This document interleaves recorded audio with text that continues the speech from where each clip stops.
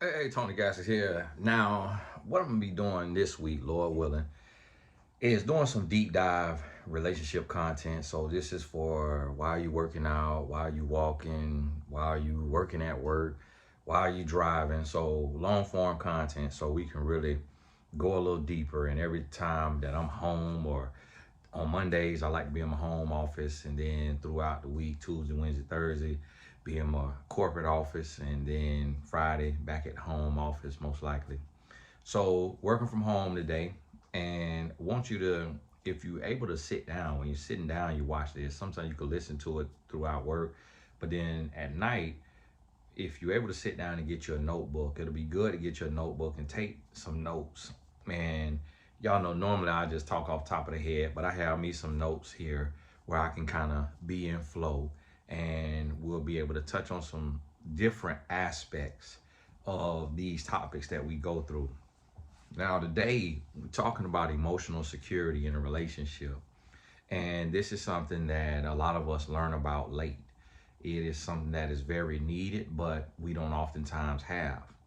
And most often we don't have it because of crassness and jokes and disrespect in a relationship. We will take someone's trauma and make it a joke, or we will use what we learn about someone against them, and we will make remarks and say little things that makes a person feel unsafe in a relationship and feel like they are being victimized or antagonized, and that creates a very toxic environment. Typically this is what men do to women, but there are also many women who do it to men. And the reason why a lot of times it happens from a man to a woman is because men are raised to show less emotions. We don't get to cry publicly as often as women do. And men are told, be a big boy, suck it up, don't cry, big boys don't cry. And you've heard that a million times, but it actually is very real, and it does have some unfortunate effects. And that affects those men's relationships. Me, I was able to express myself growing up. My dad let me, what some people will call back talk. It wasn't back talk. He allowed me to express myself. He allowed me to say what I thought, what I felt.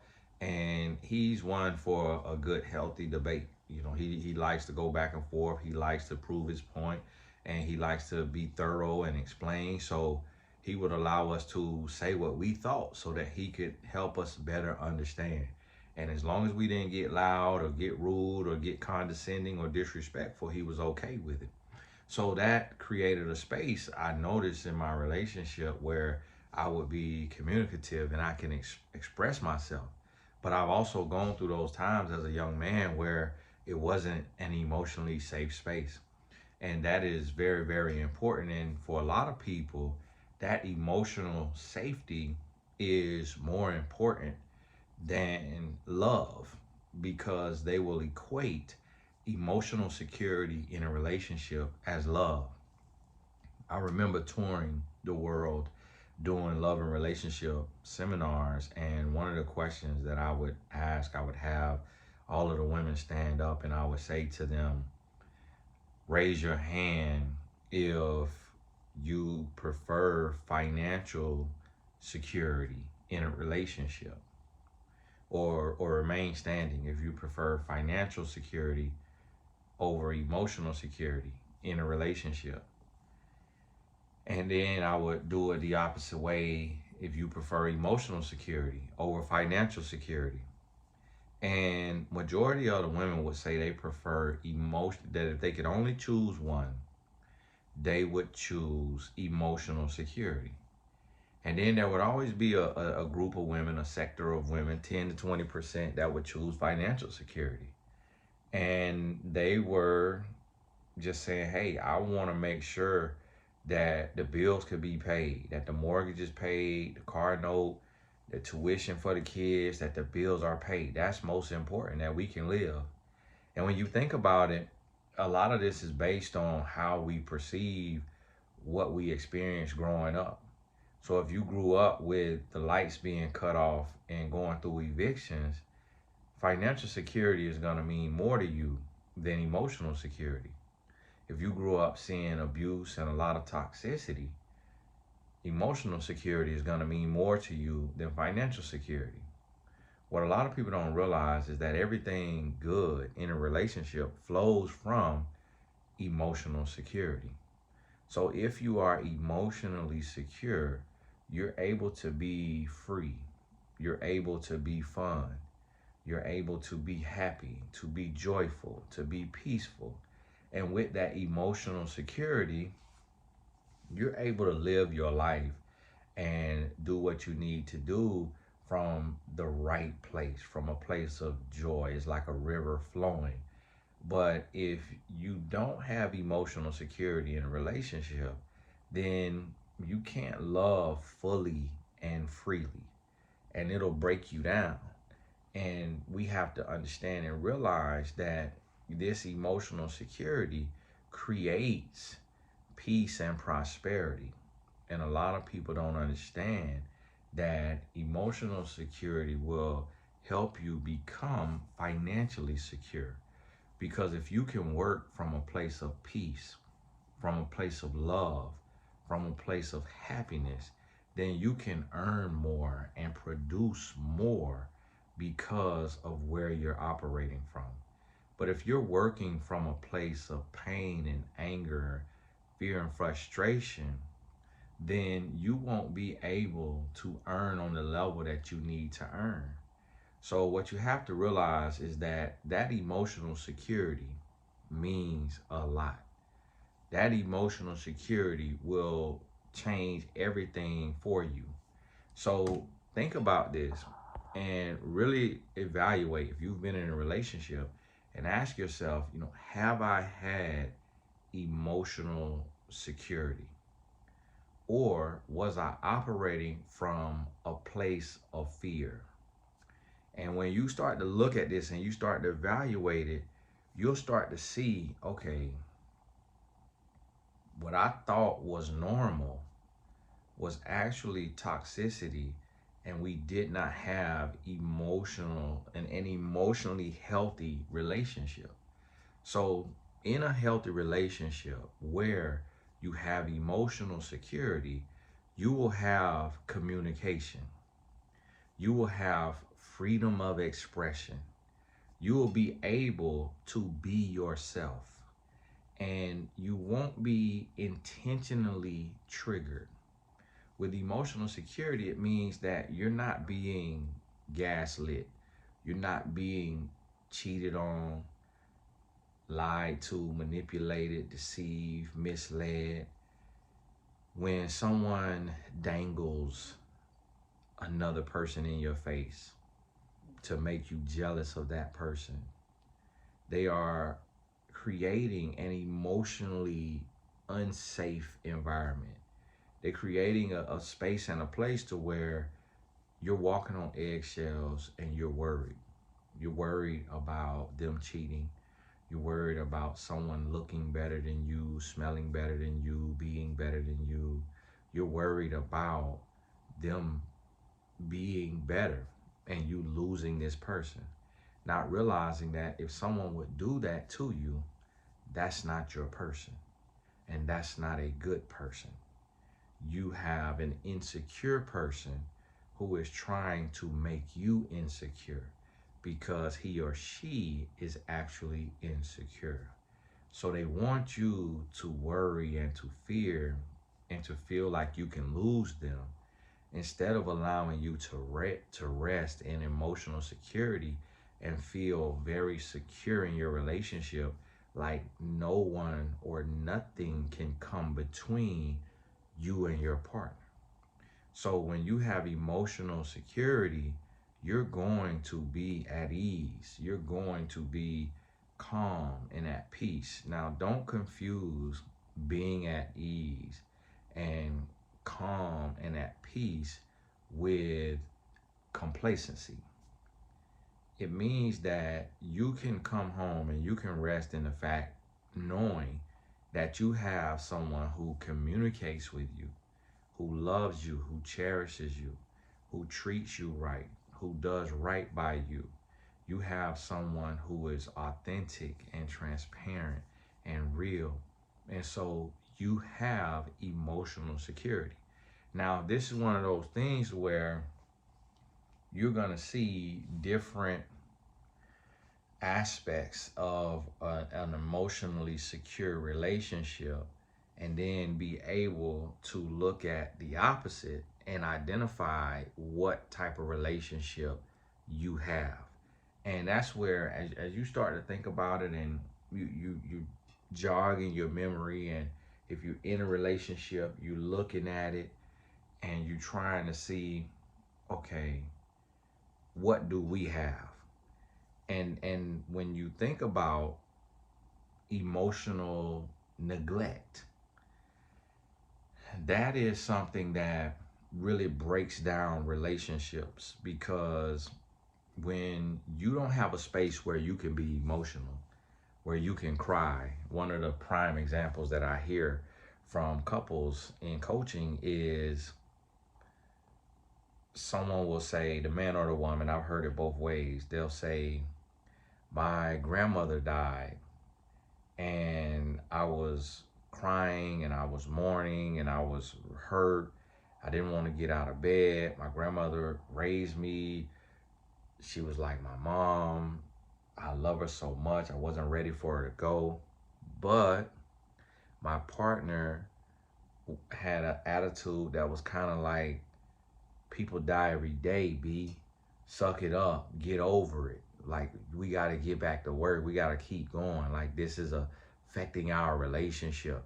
It's affecting our sex life. How long are you going to cry about this and mourn about this and sulk about this? You know, I lost my grandmother when I was 8. Lost my grandmother when I was 15. And I'll hear that and I'm like, wow. So here you have someone that's so insecure and so selfish that they want to put your mourning on a timeline so that you can get back to serving them, to making love to them. And I want you to actually think about that. Think about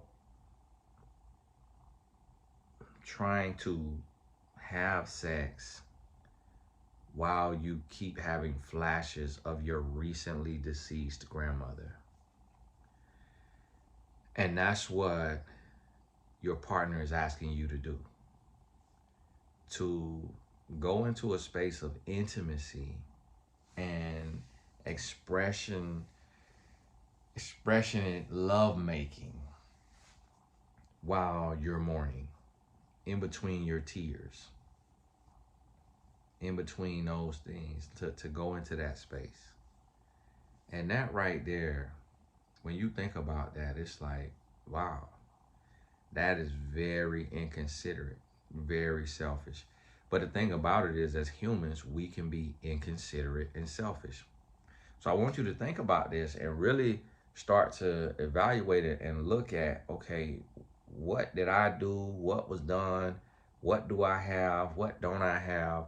And be real with yourself about it, because this emotional security is the through line of your relationship. And without it, everything starts to fall apart. So having emotional security also means that you can come to your partner and you can share your fears. You can share your worries. You can share your real feelings. And that is especially important for men who have grown up not being able to share those fears, not being able to share those worries. And it's very important that men go there and get to that place and learn how to express.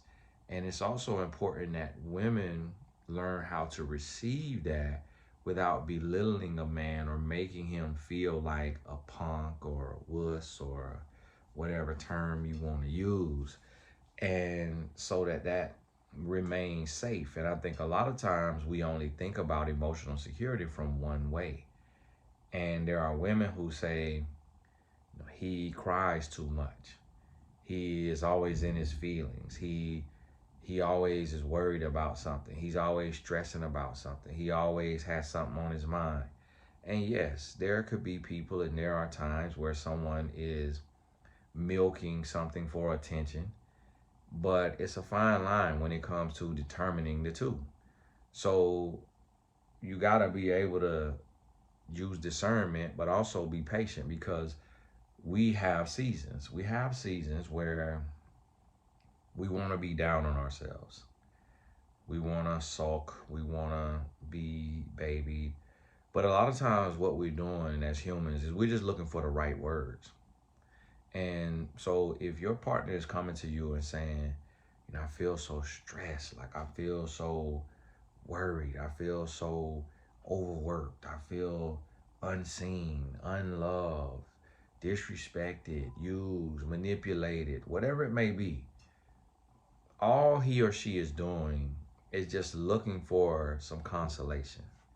And if it happens every day for a week, the more this person says that, the closer they become to suicide, the closer they become to depression, if they're not being reassured with right words.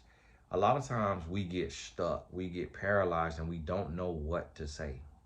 Just say the first thing that comes to mind, meaning that's healthy. Meaning, if your partner comes to you and says, hey, I just been so stressed. Like I've been so like overworked and just feeling like everybody is pulling on me and withdrawing, but I'm not receiving deposits. And in that, you got to be able to say, I know it's really hard. Like I know it's really unfair. But what I want you to remember is you got to take care of you. Like you got to put your phone on do not disturb. Don't feel like you have to respond to every text message and every phone call right away. Like let people wait. And if people want to talk about something that's not really relevant or not really important, and it's not really a part of your day or what you have going on, and it's just a distraction, then don't feel like you got to talk about that. Like be okay living your life and moving forward without feeling like you got to respond to every single text message and every single conversation.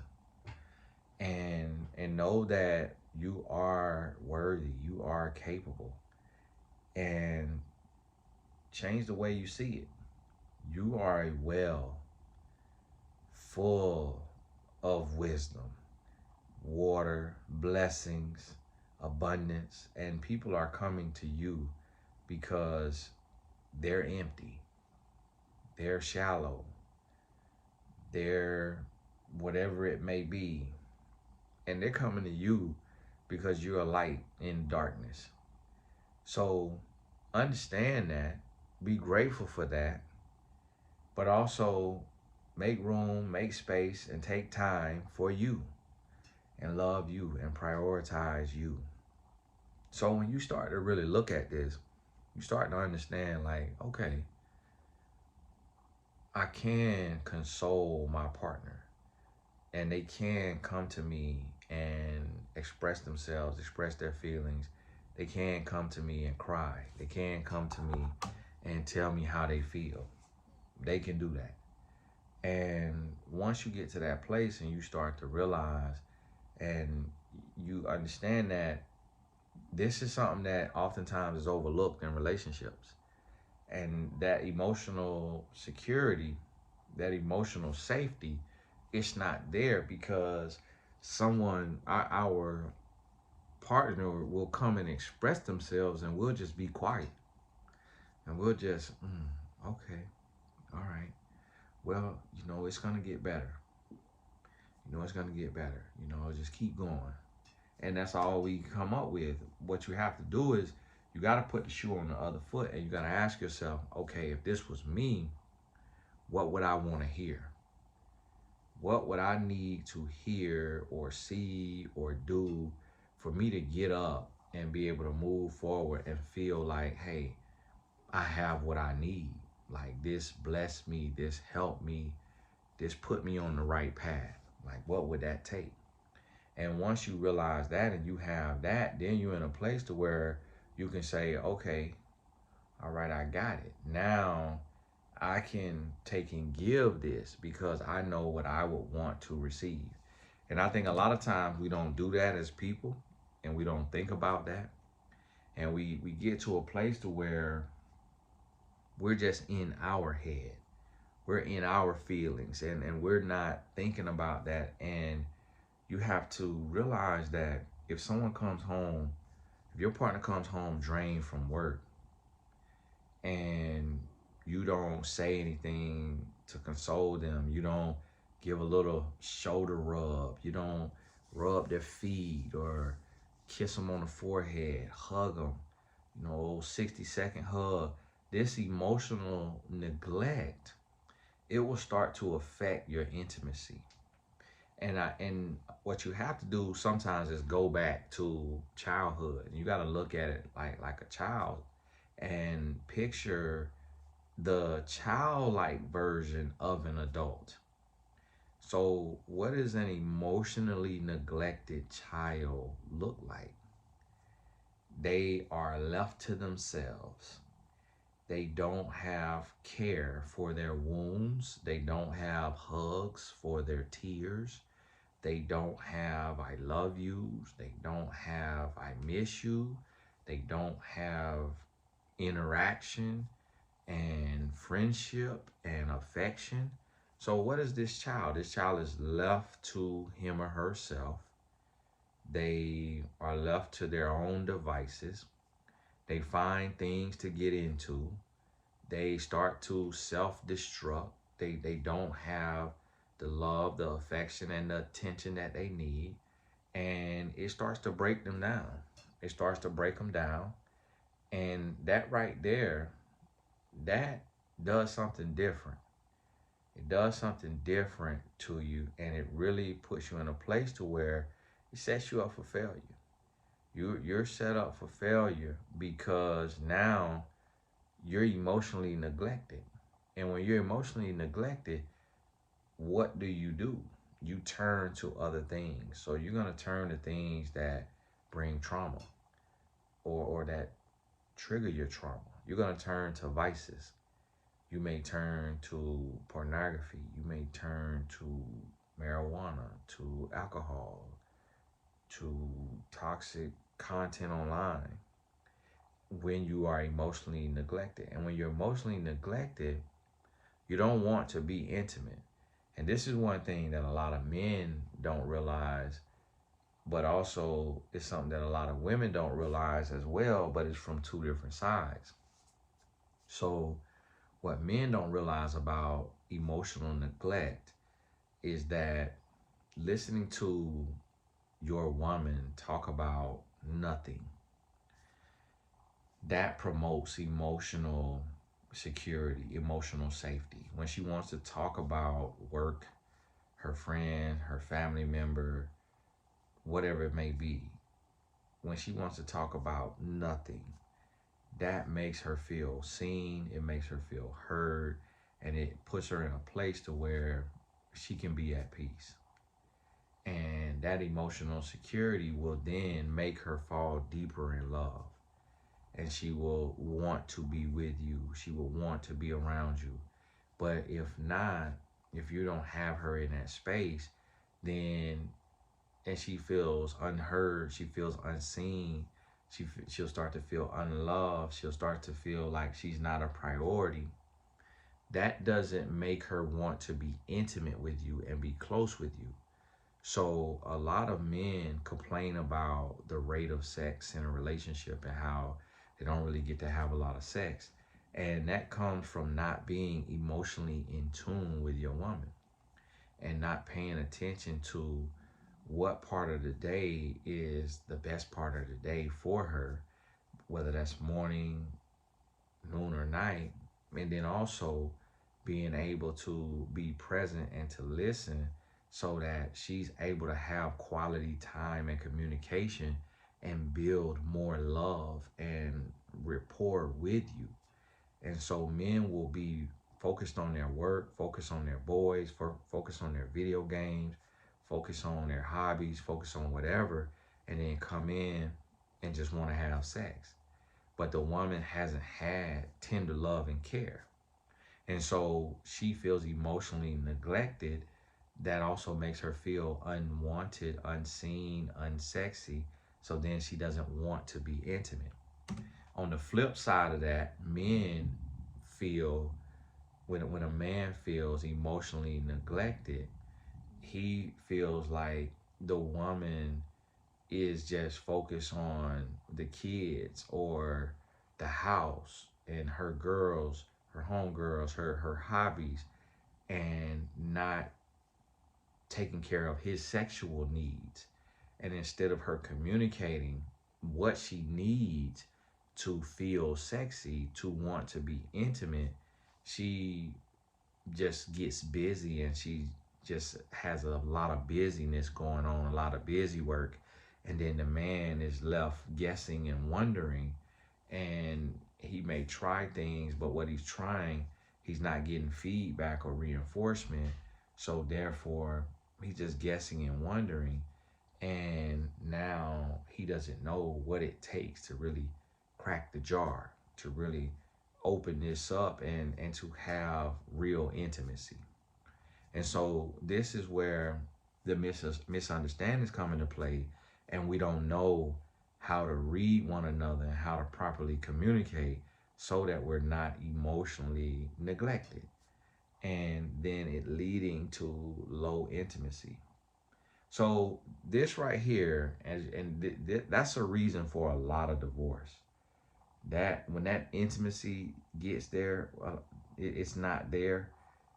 A lot of people feel like the relationship is over. They feel like there's no chemistry, there's no love, there's no coming together. And the reason being is because of a lack of communication and a lack of emotional safety by seeking to understand and having conversation, finding out how your spouse is doing, and really talking through those things and spending that time. And in my own relationship, what I try to do and need to do is have a cutoff time. And this is a daily thing because you can have a cutoff time and then an important text comes through. And now you're out of your cutoff time. And I remember like my wife should be talking to me about something, and in the grand scheme of things, it's like it's what someone would consider nothing. But it's not about the kids, it's not about life, it's not about the future, it's not about. It's just about like, a game on the phone or a fiction book, and then a text comes in, and I go to read the text, and then my wife is like, "Oh, okay," and like be quiet. And then I have to catch myself and say, you know what? Okay, who is this? What is it about? It can wait. Okay, boom, cut it off. No, what were you saying? What were you saying? Well, it was nothing. And oh, okay, what I was saying was, and then going into that space, and I can have the world on my shoulders, but my wife may want to play a game on the phone, and I could look at that and say, listen, man, I got way too much important stuff to be playing a game on the phone. Like I'm doing way too much and I'm too busy, I'm too successful, too this, too that. And like I don't have time for that. But playing that game is love making. That's quality time. That's building rapport. That's making love. That is coming together. That is an expression of peace, serenity, stillness, connection. And a lot of times we don't think about that because we will make something out to be trivial when it's actually not trivial. We don't understand how important that is. And then guess what? From that quality time at night and that connection and that right there, now your woman, she feels seen, she feels heard, She feels desired. She feels prioritized. And if you married correctly, now when you express your need and you say, hey, babe, I want to make love. Can we make love? Whether it's in the shower for 30 seconds or whether it's in the room, in the bed, whether it's at night, whether it's in the morning, she's going to be able to pull from that. She's going to be able to pull from the quality time you spent with her, the conversation that y'all had without arguing, without belittling, without making something trivial, without making her feel like what she's into and what she likes doesn't matter. If she likes Love Island and you got to pay bills, you might need to watch Love Island because that's what she wants to watch. And okay, and here's the thing too now, sometimes we don't do certain things because of insecurity. Some of us don't watch Love Island because we don't want our partner staring at the opposite sex body parts. But so you might have to get out of the insecurity to be able to sit and watch with your partner and understand that this is about y'all. So now y'all could be loving. And as you start the process and you start to kind of, okay, let me get out of my way. Let me start to, process and get to a place where I can evaluate outside of my stuff. I can evaluate our relationship. Now, the next thing that I want you to think about is when your childhood trauma, your partner's childhood trauma. And even if you're not in a relationship, it's going to be good for you to keep this, save this video. Do YouTube let you, I think YouTube let you save to a playlist or save to a library or something, save to something, watch later or something like that. But I want you to think about this. Your childhood trauma, your toxicity, or your partners, when I say your, I'm not just talking to you, I'm just talking about the person in the relationship. Those things can erode safety in a relationship. Because if a person was raised very cold, they may not know how to be warm. So what you have to realize and think about and address, if need be, is the childhood trauma. Those things that come, it's this space of like, okay, you looking at these trauma wounds and this toxic behavior, childhood, their parents, their uncles, their aunts, their ex, sometimes it's an ex-lover, an ex-husband or wife, boyfriend or girlfriend that greatly impacted and affected your partner. Those things, those lessons, I remember seeing a celebrity online and he was saying this stuff that his grandma told him. And he said that his grandma told him that there will always be somebody who can reach your woman. And that no matter who you are, what you do, how much money you make, there's always somebody who can reach your woman. And for a lot of people, that's true. Because they have a soul tie. And they never gave themselves closure. And they move forward and they're with placeholders. They're not with their equivalent. They're not with people, men and women of standard. They're with placeholders. And so when the ex comes around and comes knocking, the ex can get in touch with them. And a lot of people talk to the ex out of curiosity. Or they'll talk to the ex out of brokenness or unhappiness.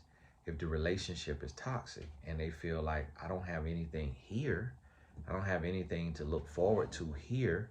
And that's what a lack of emotional safety can also lead to infidelity. And a lot of people don't realize that, and they just say, oh, a person cheat because they want to cheat and nothing you can do can make a person cheat. No, a lack of emotional safety can lead to a person cheating, because sometimes a person could cheat but they can't leave.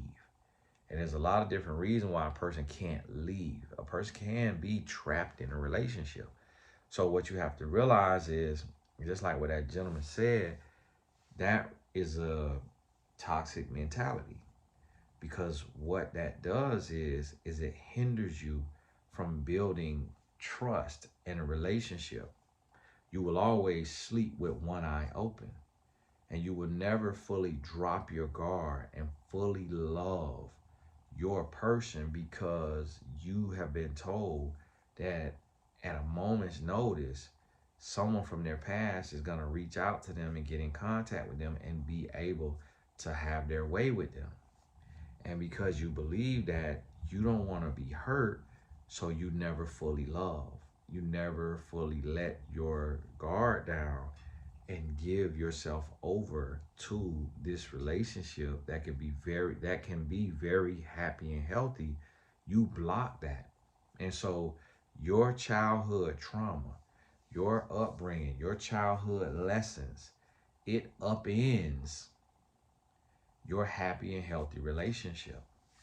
And so you have to realize and understand that, and come to a place to where you can see and say, okay, hold on here. All right, I'm starting to see that what I was told as a youth, it's affecting the way I love, and I'm not fully giving myself. Now that same celebrity who said that was also caught cheating by his woman. His fiance caught him cheating, and she broke up with him, and then they got back together, and then I don't know if they broke up again, but she caught him cheating. She went online, she bashed him on a podcast, she talked bad about him, said he's a cheater. She was going back and forth with women online saying he's gonna get him an STD, and she was very butthurt that she got cheated on. But then she went back to him, couldn't get enough of him, went back to him, was just, popping off. And so we look at this and we see, like, oh, okay, what we have going on here? Did you cheat because you believe that her ex-husband or ex-boyfriend can always have access to her and sleep with her, talk to her? What was it that you believed? Now, one thing that I have found is that if you are with your equal, you're with someone who you are looks compatible with, you are spiritually compatible with, emotionally compatible with, if you're with your equal and you create a space of safety and it is healthy and it's safe, you don't have to worry about him or her stepping outside of the relationship. You don't have to worry about it if they are not riddled with childhood trauma. Now, on the flip side, you can do everything right. Everything could be perfect. Everything could be laid out for success. But if this person has a lot of childhood trauma, they will self-sabotage the relationship. And so a lot of times we see women bring their all to a relationship, and they give their all. They do everything they can do. I've talked to women who even cook and clean. Cook, clean, and sex on demand for their man, and their man still cheats on them. And so if you hear a lot of women say, oh, it don't matter what you do, you could do all that and still get cheated on. Why did those women get cheated on? They got cheated on because of the man's childhood trauma. Because of what he saw, what he experienced, what he learned. he doesn't know how to be a one-woman man. He can't give all of him to a relationship. He can't do it. He doesn't want to do that because in his mind it's too big of a gamble. It's too risky. He can't trust that a woman won't break his heart. And he doesn't believe that she will honestly be there for him and not try to hurt him. And so he thinks that she's gonna cheat on him with her ex, or that she's gonna meet a man at work, and that she's gonna want to be with somebody else. And so that makes him say, I'm not gonna lock all the way in, and I'm gonna kind of play the game, and I'm gonna take and utilize and do some things to where I don't have to worry about being hurt. I'm gonna take and have me a little work wife or a little Instagram or Facebook wife, to where when I find out that she's cheating, it doesn't hurt me. It doesn't break me. And so what happened was, I've seen where men have told me, I've had men tell me, of all ages too, that they cheated just in case she was cheating. That they didn't want to be 100% faithful and then find out she's cheating. And for some reason, a lot of men believe that women are cheaters. Now, I know a woman can lie, and a woman can lie well, but I'm in a space where it is a waste of a woman's money to not tell me the truth, because I can't help her if she doesn't tell me the truth. And I've been told,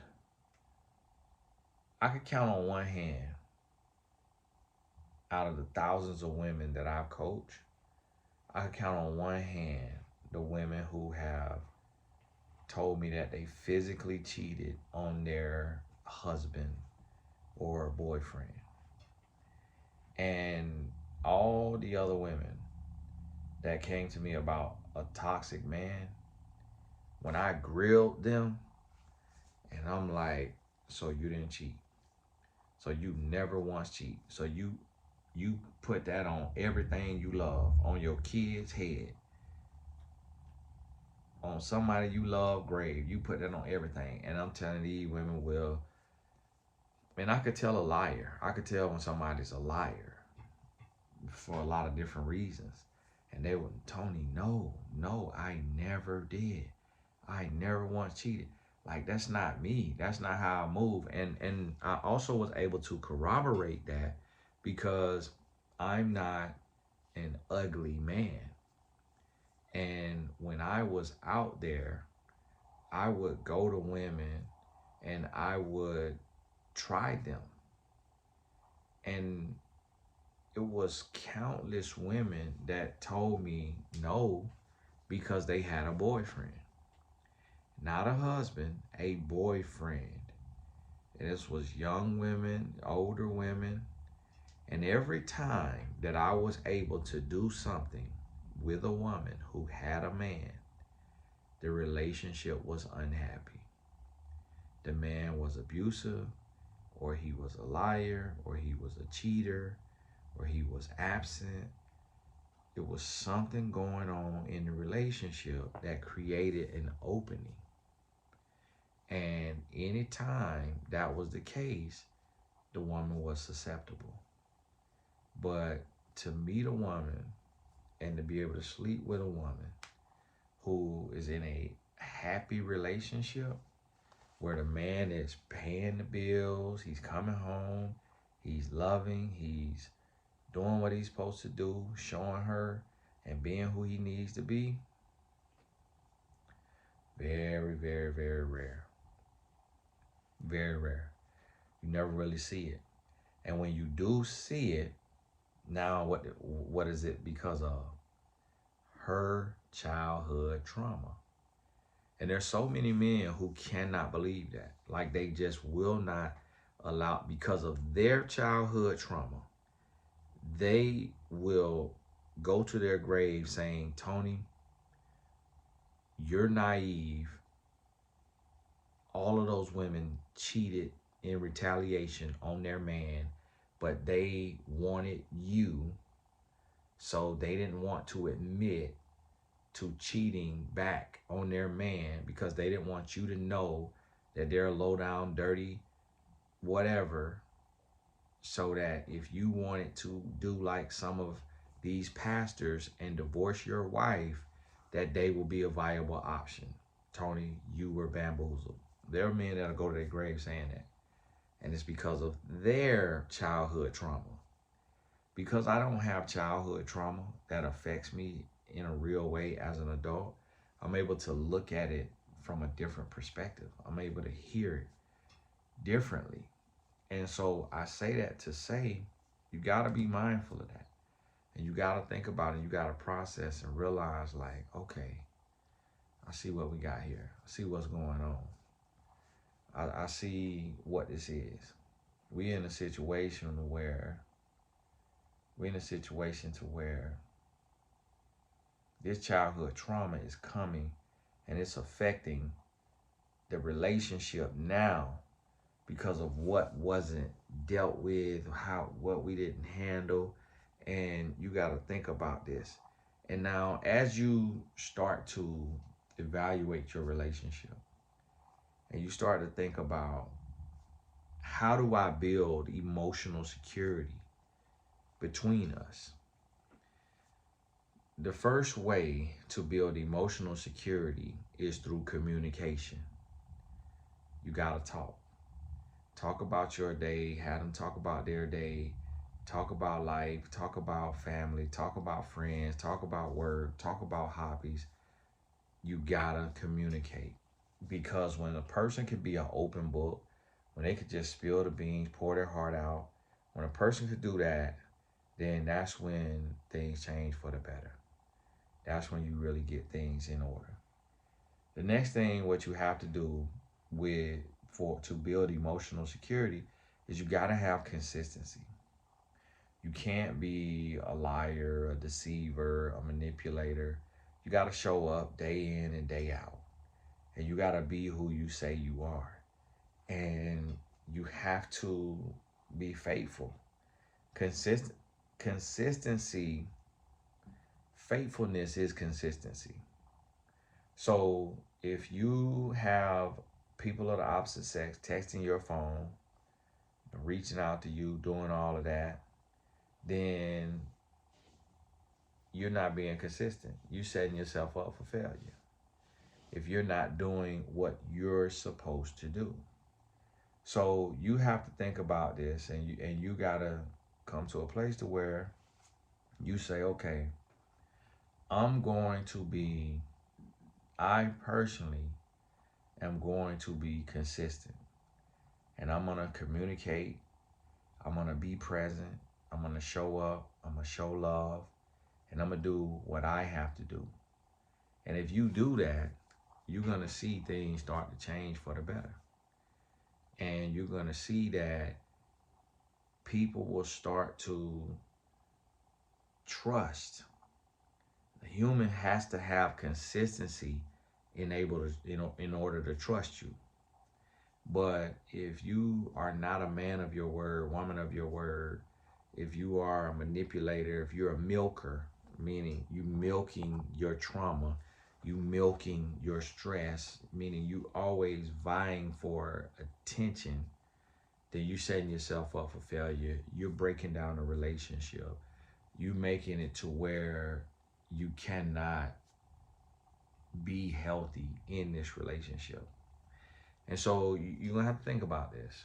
And you're going to have to really evaluate. You're going to have to ask yourself, okay, am I communicating?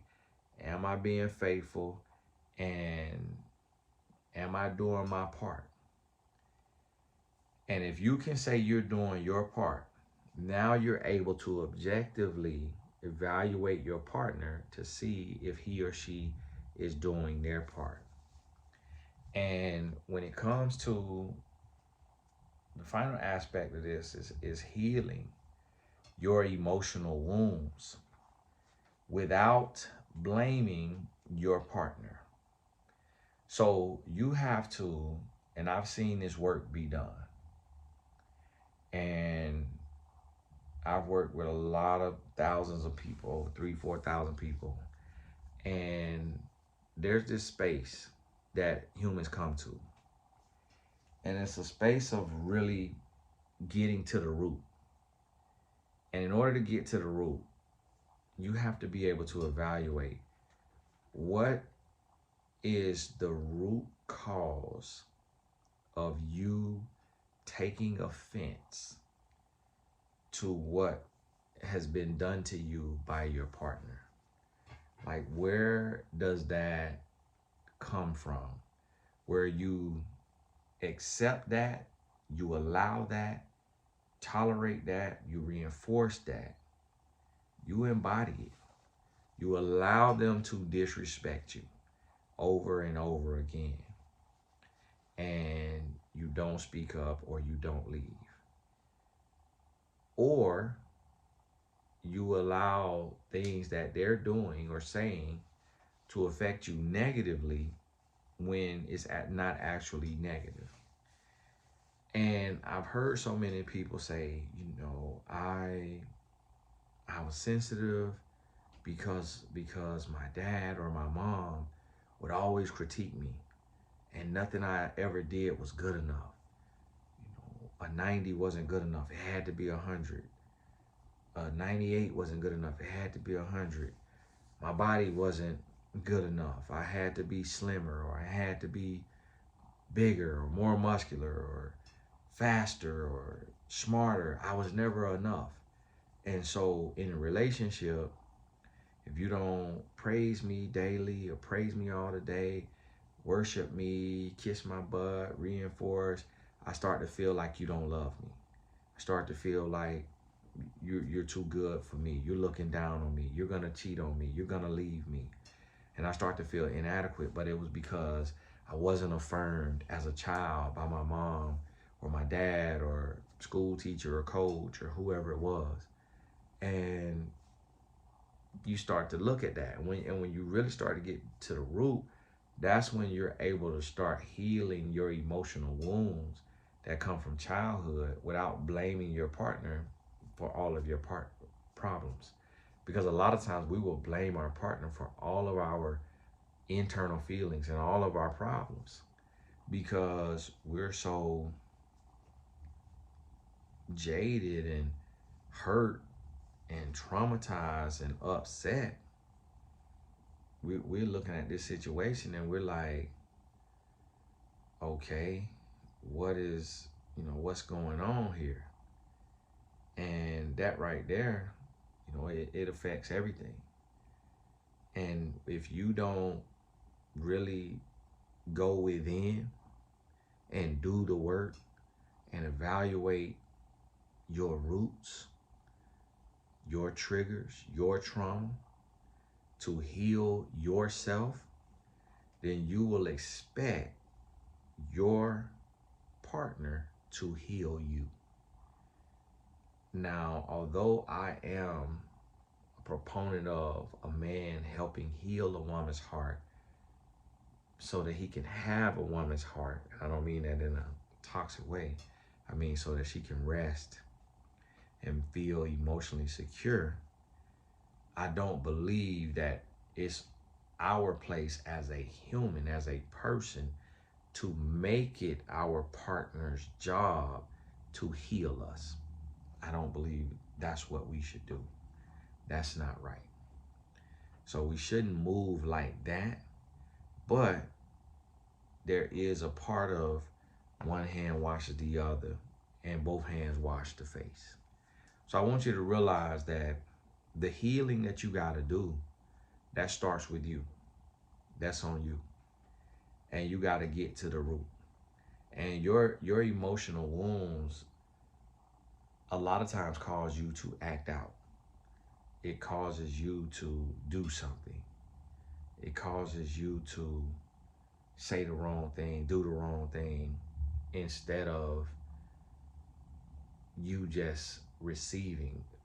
We oftentimes feel like if someone has emotional trauma or childhood trauma, that they're just going to get beat on and mistreated and dogged out. No, a lot of times that person becomes the offender, the abuser. And you have to evaluate that. You got to really look at that. And every human has their flaws, has their quirks, has their ways. And everybody deserves patience. Everybody deserves understanding. But you also got to communicate. You got to be real. You got to express yourself. You got to say what needs to be said. And a lot of times people don't do that. And so if we can get to that place where we can say what needs to be said, and we come to a place where we can do what needs to be done, then that's where we're able to build a happy and healthy relationship, because we're working on ourselves. And if you got to get coaching every week, do it out your tax return. If you don't have the money to buy a block of sessions with a coach, mymentor.life, I'm on there as well. If you don't have the money to get sessions, to get coaching, wait till your tax return. Wait till your bonus check and Christmas, and do your session every week. 4 weeks or 8 weeks, 12 weeks, 16 weeks, 20 weeks, 24 weeks, whatever you know it's gonna need.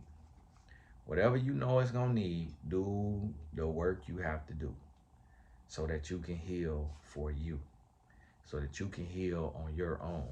And the more you talk about it, the more you address it with a professional and you're getting sound feedback, you're gonna be able to get to the root, and you're gonna be able to look and see and say, what's going on here?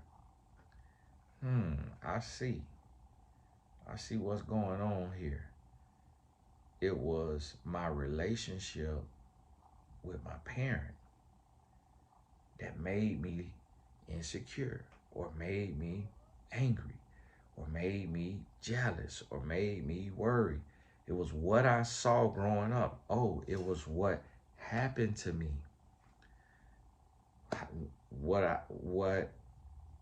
Or when I was touched or abused physically, mentally, emotionally, sexually, socially, whatever it is, when you're able to really look at the cause, look at the effect, look at the root, look at the fruit. And when you're able to do that, you come to a place to where you see and you realize, okay, this is what's going on. This is work that I can do. This is on me. So that right there will help you heal without blaming your partner. All of these tools together create an emotionally secure, emotionally healthy, emotionally safe relationship, and you can ride off into the sunset. Hey, this Tony Gaskins, thank you so much. Now, for the laughs and all of that, Pop the Balloon reviews, that's in the Blessed Tribe. Up under this, you'll see a button that says join. All the reviews go to the Blessed Tribe from here on out, and any other reviews of any other shows that I end up doing that based on y'all requests. Also, all the important links is in the description.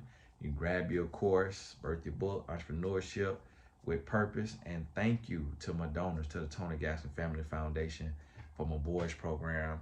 We're going to continue the mentorship. The basketball part ends July, well, early August, but we're going to continue the mentorship, and we're going to make this thing happen. Hey, this is Tony Gaskins. God bless you. We'll talk soon. Make sure any topics and things like that you have, you can shoot those things in to me.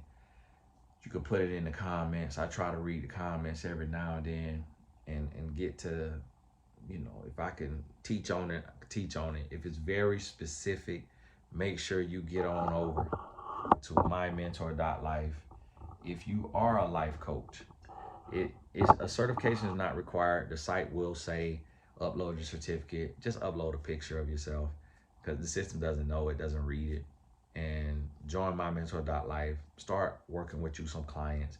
If you're a business coach, consultant, life coach, whatever, mymentor.life is for you. Sign up for the year. That way you get 2 months free when you sign up for the year, and because it's 200 instead of 240. And we look forward to having you over there. We need more coaches, and we also need more clients. So go book your coach. God bless you. We'll talk soon.